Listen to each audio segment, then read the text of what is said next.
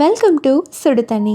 இன்றைக்கி நம்ம வீடியோவில் சப்பாத்தி பூரிக்கான ஒரு டிஃப்ரெண்ட்டான கறி ரெசிபி தான் பார்க்க போகிறோம். காலிஃப்ளவர் கறி எப்படி பண்ணுறதுன்னு பார்க்கலாம். இது ஜென்ரலான கிரேவி மாதிரி இல்லாமல் காலிஃப்ளவரே நல்லா ஃபுல்லாக ஸ்டஃப்டாக இருந்தால் எப்படி இருக்கும் அந்த மாதிரி இருக்கும். இதோட இன்க்ரீடியன்ஸை நான் டிஸ்கிரிப்ஷன் பாக்ஸில் கொடுக்குறேன். இப்போ வாங்க சேர்ந்து சமைக்கலாம். ஃபர்ஸ்ட் இதுக்கு ஒரு பவுலில் நான் வெந்நீர் கொதிக்க வச்சுருக்கேன். இதில் 1/2 டீஸ்பூன் உப்பு, 1/4 டீஸ்பூன் மஞ்சள் தூள் சேர்த்துக்கலாம். நம்ம யூஸ் பண்ண போகிற காலிஃப்ளவரை இதுக்குள்ளே கட் பண்ணி சேர்த்துக்கோங்க. இதை ஒரு 4-5 நிமிஷம் கொதிக்க வச்சு எடுத்துக்க போகிறோம். ஜென்ரலாகவே எந்த ஒரு ரெசிபி பண்ணாலும் காலிஃப்ளவரை ஒரு 2 நிமிஷமாவது நம்ம வெந்நீரில் போட்டு எடுக்கணும். நான் இதில் கூட கொஞ்சம் நேரம் வச்சுக்கிறேன். ஒரு 4 to 5 மினிட்ஸ் வச்சுட்டு இதை நம்ம எடுத்துடலாம். இதை எடுத்து தனியாக வச்சுக்கோங்க. இருக்கட்டும். அடுத்து ஒரு குக்கரில் 1 டேபிள் ஸ்பூன் எண்ணெய் சேர்த்துக்கலாம். எண்ணெய் சூடானதுக்கப்புறமா இதில் ஒரு பீஸ் கல்பாசி, 2 பட்டை, 2 ஏலக்காய், 3 கிராம்பு சேர்த்துக்கிறேன். சேர்த்துட்டு இதோட ஒரு பிரிஞ்சி இலையும் சேர்த்துக்கலாம். இப்போ இதோடவே 1 டீஸ்பூன் சீரகம், 1 பெரிய வெங்காயம் சேர்த்துக்கலாம். சேர்த்துட்டு இதை நல்லா வதக்கிடுங்க. இது ஒரு குக்கர்லேயே நம்ம செஞ்சு முடிச்சிடலாம். ரொம்பவே ஈஸியாக இருக்கும் பண்ணுறதுக்கு. சப்பாத்தி பூரிக்கெலாம் செம்ம காம்பினேஷனாக இருக்கும். என்னடா இது டிஃப்ரெண்ட்டாக இருக்கே அப்படின்னு சொல்லிட்டு எல்லாருமே ரொம்ப ரசித்து சாப்பிடுவாங்க.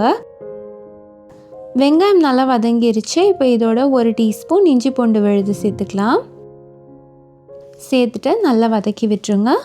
இது நல்லா வதங்கி வரணும். பச்சை வாசனை ஃபுல்லாக போனதுக்கப்புறமா இதில் 2 தக்காளியை அரைச்சி சேர்த்துக்கலாம்.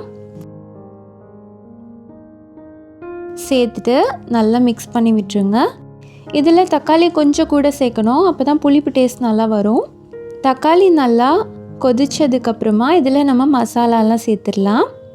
3/4 டீஸ்பூன் உப்பு, 1/4 டீஸ்பூன் மஞ்சள் தூள், 1 டீஸ்பூன் மல்லித்தூள், 1/2 டீஸ்பூன் கரம் மசாலா, 1 டீஸ்பூன் மிளகாய்த்தூள் சேர்த்துட்டு நல்லா மிக்ஸ் பண்ணிக்கோங்க.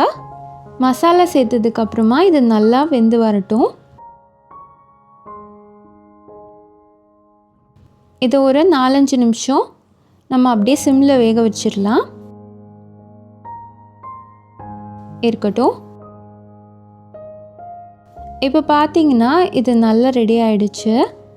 இந்த மாதிரி ரெடி ஆனதுக்கப்புறமா ஒரு தடவை கலந்து விட்டுட்டு இதில் நம்ம ஆல்ரெடி கொதிக்க வச்சு வச்சுருக்க காலிஃப்ளவர் எல்லாம் சேர்த்துடலாம். காலிஃப்ளவர் கொஞ்சம் பெருசாக இருந்தால் பரவாயில்ல, இது வெந்து வரும்போது நல்லா உடஞ்சி வந்துடும். இதோட 1 கப் தண்ணியும் சேர்த்துட்டு இதை ஒரு 3 விசில் வேக வச்சு எடுத்துக்கலாம். நல்லா கலந்து விட்டுருங்க. தண்ணி குறைவாக சேர்த்துட்டிங்கன்னா அடி பிடிச்சிரும். அதனால் தேவைக்கு ஏற்ற மாதிரி சேர்த்துக்கோங்க.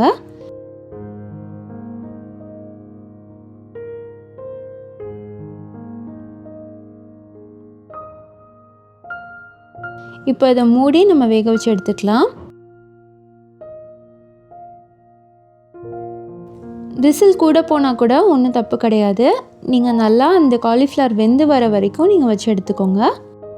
இப்போது ஒரு 3-4 விசிலுக்கு அப்புறமா அதை ஓப்பன் பண்ணுறேன்.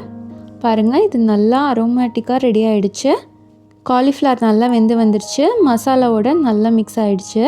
இப்போது ஒரு 2 நிமிஷம் இதை அடுப்புலேயே வச்சுக்கலாம்.